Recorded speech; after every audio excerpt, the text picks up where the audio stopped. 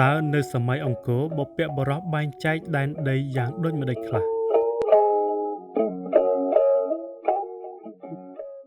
បើប្រិយមិត្តពិតណាស់ការបែងចែកដែនដីរដ្ឋបាលរបស់ប្រទេសកម្ពុជាយើងនាពេលបច្ចុប្បន្នគឺត្រូវបានបែងចែកជារាជធានីខេត្តទាំង25បន្ទាប់មកគឺក្រុងស្រុកខណ្ឌឃុំសង្កាត់និងភូមិប៉ុន្តែនៅសម័យបុរាណការបែងចែកដែនដីរដ្ឋបាលនេះគឺមិនដូចពេលបច្ចុប្បន្ននោះឡើយពិសេសគឺនៅសម័យអង្គរ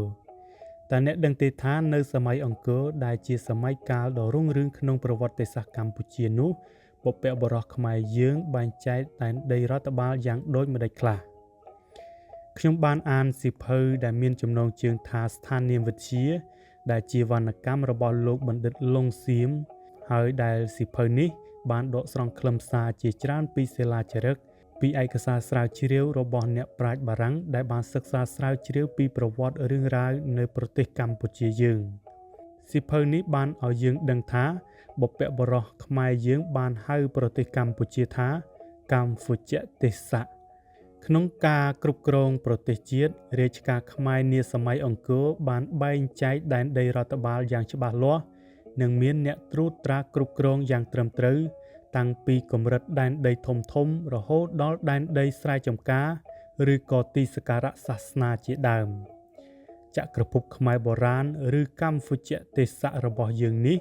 ត្រូវបានបែងចែកចាប់ពីតំបន់ភូមិភាគធំដែលនៅក្នុងសិលាចារឹកបានសរសេរថាប្រាមណៈឬប្រមាណនៅក្នុងប្រាមណៈនីមួយៗគឺមានរដ្ឋបាលកាន់កាប់លំដាប់បន្ទាប់ទៀតដែលសិលាចារឹកសរសេរថាវិសយៈឬវិស័យវិសយៈគឺប្រៀបដូចជាខេត្តក្នុងសម័យយើងបច្ចុប្បន្ននេះដែរគ្រាន់តែនៅសម័យបុរាណនោះបុព្វបុរសមិនហៅថាខេត្តក្រុងដូចយើងបច្ចុប្បន្ននោះឡើយក្រៅពីវិសយៈក៏មានស្រុកដែរប៉ុន្តែស្រុកបុរាណទាំងនោះមិនដូចទាំងស្រុងនិងស្រុករបស់យើងបច្ចុប្បន្ននោះឡើយដែរបាទប្រិយមិត្តខ្ញុំសូមជម្រាបលម្អិតមួយអំពីប្រាមណៈវិសយៈនិងស្រុកនេះសិនបាទដោយចំណុចទី1ធំខ្ញុំសូមលើកឡើងអំពីប្រាមណៈជាមុនបាទប្រាមណៈត្រូវបានបង្កើតនិងប្រើប្រាស់តាំងពីសម័យចេនឡាមកម្លេះពោលគឺតាំងពីរជ្ជកាលព្រះបាទឥសនវរ្ម័នទី1មកម្លេះខ្ញុំលើកឡើងបែបនេះគឺដោយសារខ្ញុំបានអានសៀវភៅស្ថាននាមវិទ្យាដែលគេបានបញ្ជាក់ថាប្រាមណៈត្រូវបានប្រើប្រាស់នៅមុនសម័យអង្គរនិងមកដល់សម័យអង្គរក្នុងការឲ្យឈ្មោះភូមិភាគធំនៃកម្ពុជាទេសៈម្យ៉ាងវិញទៀតឯកសារប្រវត្តិសាស្ត្រចាមប៉ាបាននិយាយថាព្រះរាជបុត្រាប្រកាសធរមៈនៅពេលដែលបានចាក់ចេញពីក្រុងឥសនបុរៈដែលជារាជធានីខ្មែរដើម្បីទៅសោយរាជ្យនៅក្រុងសីមហបុរៈដែលជារាជធានីរបស់ប្រទេសចាមប៉ានោះព្រះអង្គបានគ្រប់គ្រងប្រទេសជាតិដោយយកលំនាំខ្លះៗពីប្រទេសខ្មែរយើងនាសម័យចេនឡាក្នុងនោះព្រះអង្គបានរំលាយអំណាចស្ដេចត្រាញ់ឬក្សត្របុរីឲ្យនៅក្រោមរាជអំណាចព្រះរាជាតែមួយដោយព្រះអង្គបានបង្កើតជាប្រាមណៈនិងវិសយៈវិញបានន័យថារំលាយអំណាចស្ដេចត្រាញ់ជំនួសដោយមេត្រួតប្រាមណៈឬមេត្រួតវិសយៈវិញដែលសុទ្ធតែជំនួសក្រោមអំណាចរបស់ព្រះរាជាតែមួយបាទ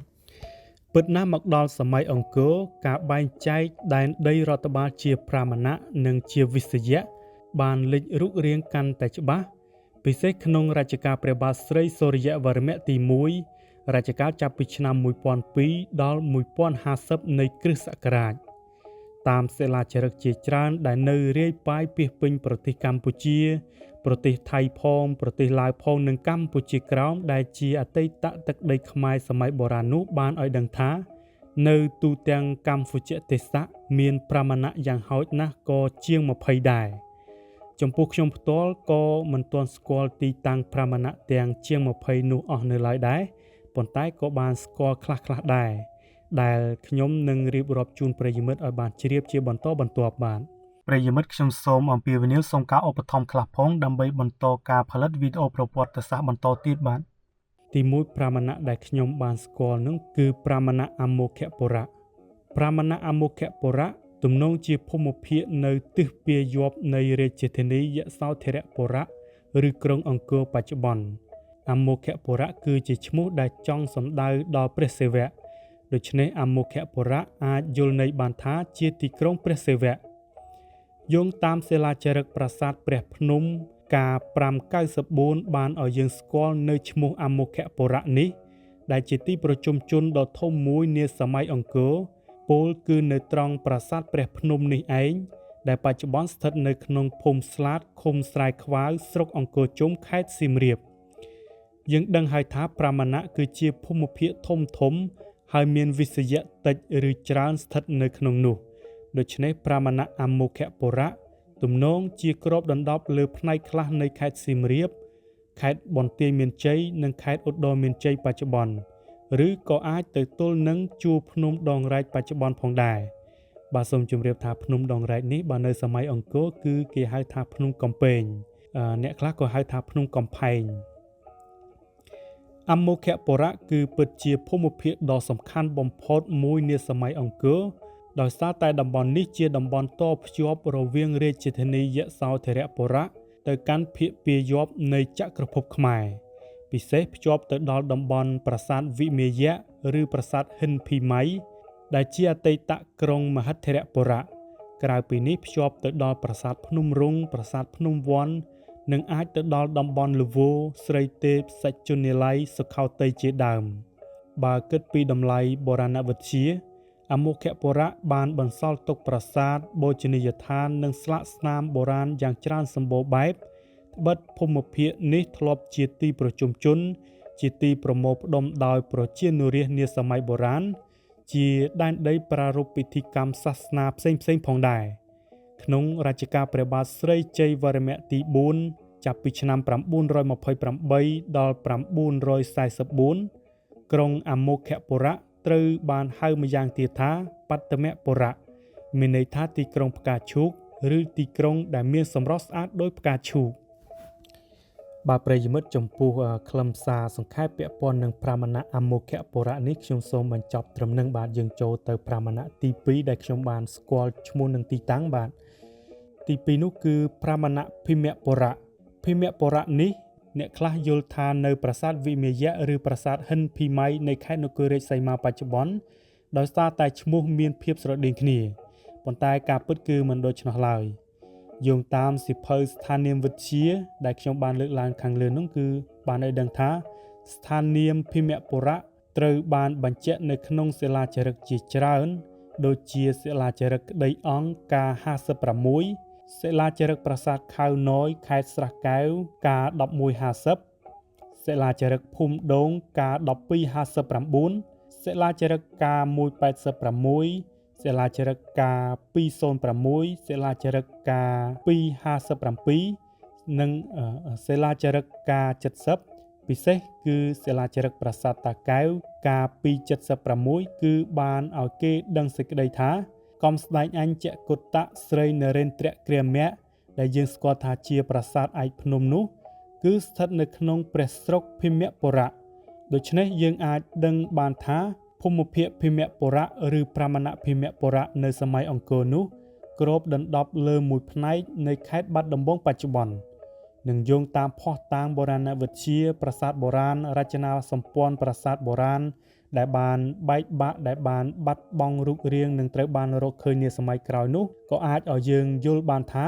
ប្រាម៉ាណៈភិមបុរៈអាចគ្របដណ្ដប់លើតំបន់ភ្នំបាណន់តំបន់ប្រាសាទស្នឹងចុះមកតាមបណ្ដោយស្ទឹងសង្កែគ្របដណ្ដប់លើស្រុកមង្គលបុរីចុះមកដល់ប្រាសាទឯកភ្នំនិងអាចបន្តទៅដល់តំបន់បាក់ព្រានៃបឹងទន្លេសាបផងដែរប្រាម៉ាណៈភិមបុរៈមានព្រំប្រទល់ខាងជើងឈៀងពាយ័ព្យជាប់ជាមួយប្រាម៉ាណៈអមោខបុរៈព្រំប្រទល់ប៉ែកខាងត្បូងឈៀងនិរតីជាប់ទៅនឹងចន្ទ្របុរៈដែលអាចជាប្រាម៉ាណៈឬក៏ជាវិសយៈក៏ថាបានបាទចន្ទ្របុរៈនេះទំនងជាគ្របដណ្ដប់លើខេត្តមួយចំនួនរបស់ប្រទេសថៃដែលជាប់នឹងសមុទ្រដូចជាខេត្តត្រាតខេត្តចន្ទបុរីខេត្តជលបុរីជាដើមបាទចំពោះអត្ថន័យនៃពាក្យភិមបុរៈនេះគឺចង់សំដៅដល់ព្រះសិវៈពាក្យថាភិមជាភាសាសំស្ក្រឹតប្រែថាអស្ចារ្យហើយជាព្រះនាមរបស់ព្រះសិវៈផងដែរដូច្នេះយើងអាចយល់បានថាភិមបុរៈមានន័យថាទីក្រុងព្រះសិវៈដ៏អស្ចារ្យ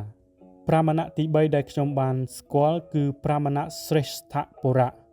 Zresthapura គឺស្ថិតនៅតំបន់ប្រាសាទវត្តភូបច្ចុប្បន្នដែលធ្លាប់ជាអតីតរាជធានីរបស់នគរចេនឡា ដែលមានឈ្មោះថាភវពុរៈនោះឯងប៉ុន្តែមកដល់សម័យអង្គរដោយសារតែមានសិលាចារឹកនៅប្រាសាទស្ដុកកក់ធំនិងប្រាសាទបក្សីចាំក្រុងបានចារតាក់ទងនឹងរឿងឥសីកម្មហ្វុនិងទេពអប្សរមេរាដែលជាអ្នកផ្ដល់កំណើតដល់ព្រះរាជបុត្រ Zreshtha-Varma និងព្រះរាជបុត្រ Srota-Varma ដែលជាអ្នកបង្កើតប្រទេសកម្ពុជាដំបូងនោះព្រះរាជាក៏បានបដូរឈ្មោះទីនោះថា Zresthapura វិញម្យ៉ាងពាក្យថា Zreshtha នេះក៏ជាព្រះនាមរបស់ព្រះសិវៈដែរជាការពិតណាស់ Zresthapura ទំនងជាគ្របដណ្ដប់លើភាគខាងត្បូងប្រទេសឡាវបច្ចុប្បន្នឬអាចចុះមកដល់ទឹកដីខេត្តស្ទឹងត្រែងបច្ចុប្បន្នផងដែរ